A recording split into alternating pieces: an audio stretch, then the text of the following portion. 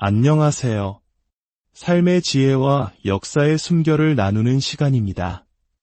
오늘 우리는 인간이라면 누구나 마주할 수밖에 없는 근원적인 두려움, 바로 질병에 대한 두려움을 이야기하고자 합니다. 어느 날 갑자기 찾아온 몸의 이상 신호, 의사의 무거운 표정, 혹은 사랑하는 이의 고통을 지켜봐야 하는 막막함. 이러한 순간에 우리의 마음을 가장 먼저 잠식하는 것은 바로 두려움입니다. 특히 신앙을 가진 이들에게 이 두려움은 때로 더 큰 혼란으로 다가오기도 합니다. 하나님만 믿으면 되는데 왜 의사가 필요하지? 약에 의지하는 것은 믿음이 부족한 탓일까? 와 같은 질문들 말입니다. 본격적인 이야기에 앞서 잠시 여러분의 마음을 구하고 싶습니다.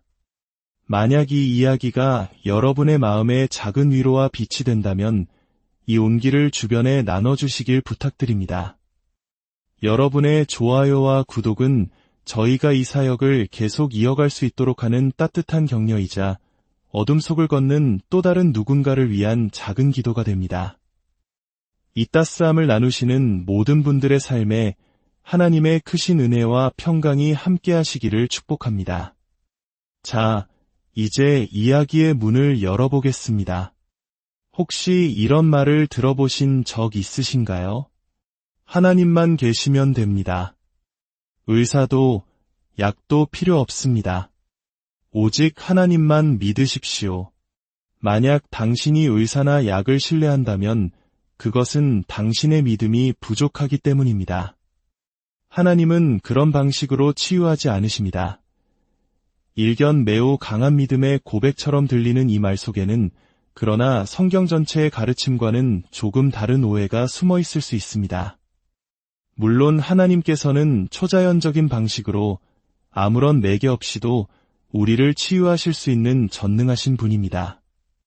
하지만 성경을 자세히 들여다보면 하나님께서는 당신이 원하시는 어떤 방식으로든 일하실 수 있는 분이라는 사실을 발견하게 됩니다.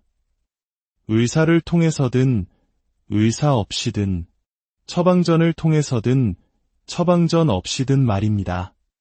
성경에는 하나님께서 특별한 처방전을 통해 한 사람을 치유하신 놀라운 이야기가 기록되어 있습니다. 바로 유다 왕국의 위대한 왕 히스기야의 이야기입니다. 하나님께서는 히스기야의 종기를 치료하기 위해 무화과 셔벗을 가져다가 종처에 붙이라는 구체적인 처방을 내리셨습니다. 이는 하나님께서 현대의학과 같은 당시의 의학적 수단을 사용하시는 것을 주저하지 않으신다는 분명한 증거입니다. 이 자리를 빌려 저 또한 제 삶의 은인이신 의사 선생님들께 깊은 감사를 드리고 싶습니다. 인간적인 관점에서 볼 때 그분들이 아니었다면 저는 오늘 이 자리에 서 있지 못했을 것입니다. 그렇다면 그 치유의 과정에 하나님은 함께 계셨을까요? 물론입니다. 저는 매일같이 저를 그분들에게로 인도하시고 그분들을 사용하시며 질병과 싸울 수 있는 지혜와 지식과 기술을 허락하신 하나님께 감사 기도를 드립니다. 하나님께서는 의술이라는 도구를 통해 당신의 치유를 베푸시는 분입니다. 저는 오늘 질병이라는 거대한 두려움 앞에서 한 인간으로서 그리고 한 명의 목회자로서 겪었던 저의 솔직한 경험을 나누고자 합니다. 이 메시지를 준비하던 중에도 저는 6개월에 한 번씩 받는 정기 CT 촬영을 위해 병원을 다녀왔습니다. 거의 20년 가까이 이어진 여정입니다. 1994년 비호지킨 림프종이라는 암 진단을 받은 이후부터 시작된 일입니다. 그 기나긴 투병의 시간 동안 저는 수백 번도 더 같은 질문을 받았습니다. 목사님, 암과 싸우시는 동안 한 번도 두렵지 않으셨나요? 어떻게 보면 참 재미있는 질문입니다. 마치 목회자는 모든 고난과 두려움에서 면제받는 특별한 존재라고 생각하시는 것 같아서요. 실제로 어떤 분들은 이렇게 묻기도 했습니다. 목사님이신데 어떻게 암에 걸릴 수가 있죠? 그럴 때마다 저는 이렇게 대답합니다. 저 역시 여러분과 똑같은 인간이라는 병을 앓고 있기 때문입니다. 암을 비롯한 모든 질병은 우리 모두가 겪는 인간의 질병입니다. 그리스도인이라고 해서 인간의 조건에서 벗어나는 것은 아닙니다. 우리도 똑같은 문제와 질병을 겪습니다. 그렇다면 정말로 저는 두렵지 않았을까요? 솔직히 고백하자면 저는 두려웠습니다. 아니, 필사적으로 두려웠습니다. 죽음 자체가 두려웠던 것은 아니었습니다. 물론 죽음을 서두르고 싶지도 않았지만요. 저의 두려움의 상당 부분은 제 아름다운 아내와 사랑하는 자녀들, 그리고 그때는 아직 태어나지도 않았던 손주들과 함께할 시간을 잃게 될지도 모른다는 상실감에 집중되어 있었습니다. 미지의 것에 대한 두려움, 고통에 대한 두려움이 저를 덮쳤습니다. 지금 이 순간 잠시 눈을 감고 상상해 보십시오. 만약 누군가 당신에게 생명을 앗아갈 수 있는 병에 걸렸다고 말한다면 어떤 감정이 밀려오시겠습니까? 저는 여러분이 상상하는 그 모든 감정을 똑같이 느꼈습니다.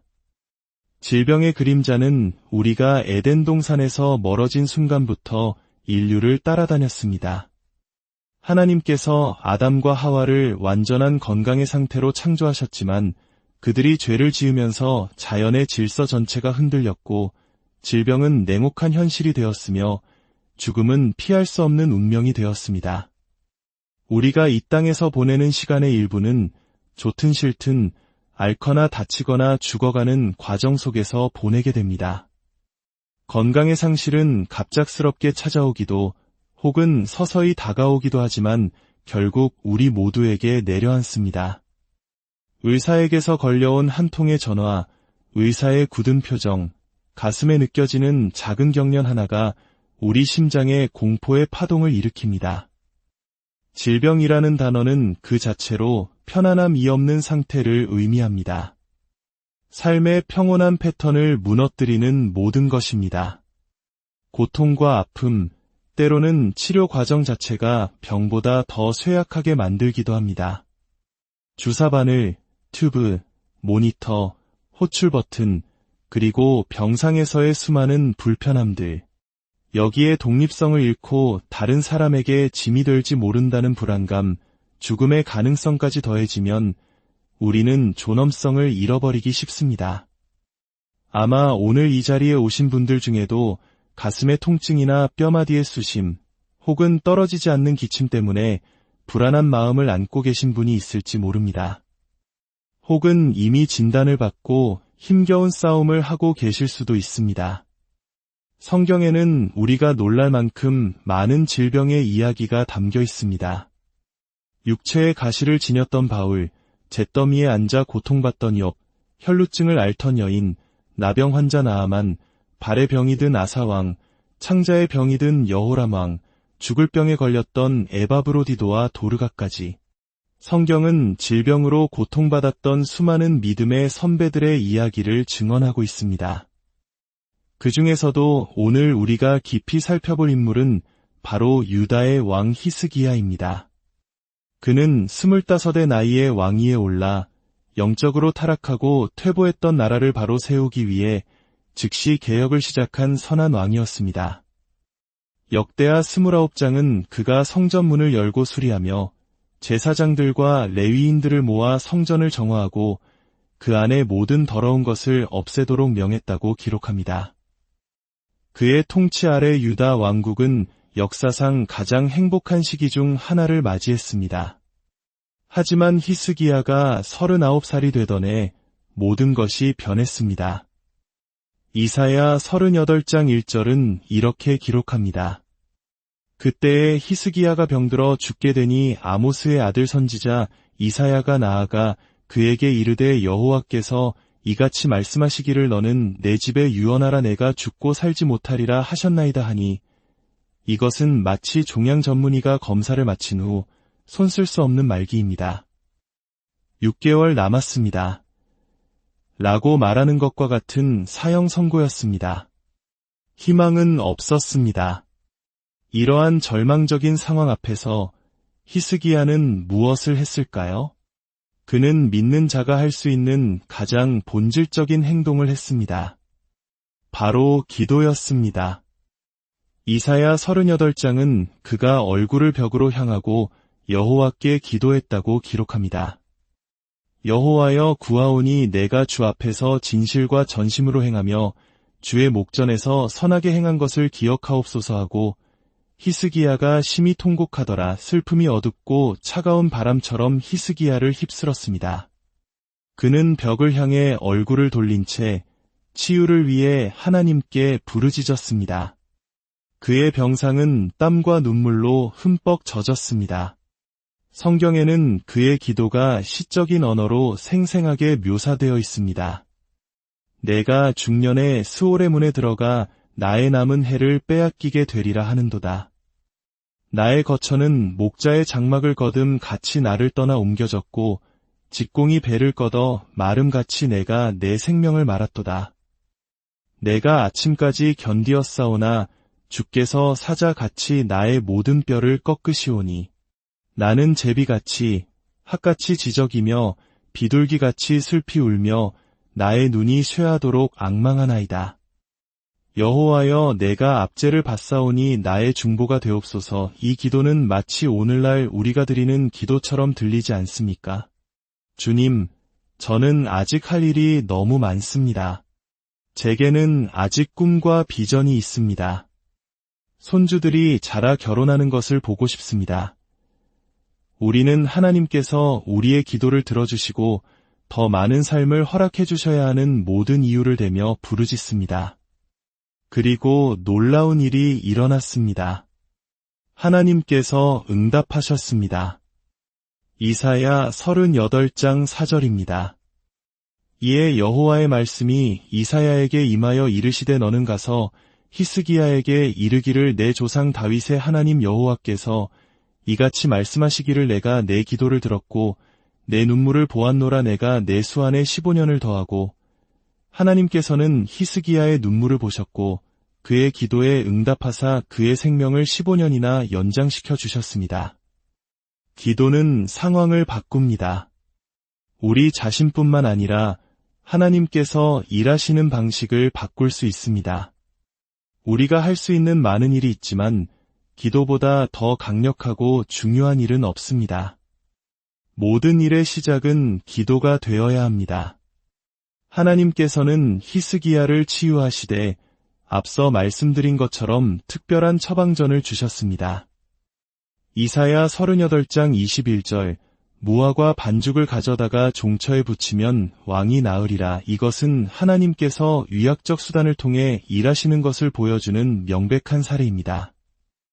치유를 경험한 히스기야는 하나님을 찬양하기 시작했습니다. 보옵소서 내게 큰 고통을 더하신 것은 내게 평안을 주려 하심이라. 주께서 나의 영혼을 사랑하사 멸망의 구덩이에서 건지셨고 여호와께서 나를 구원하시리니 우리가 종신토록 여호와의 전에서 수금으로 나의 노래를 노래하리로다.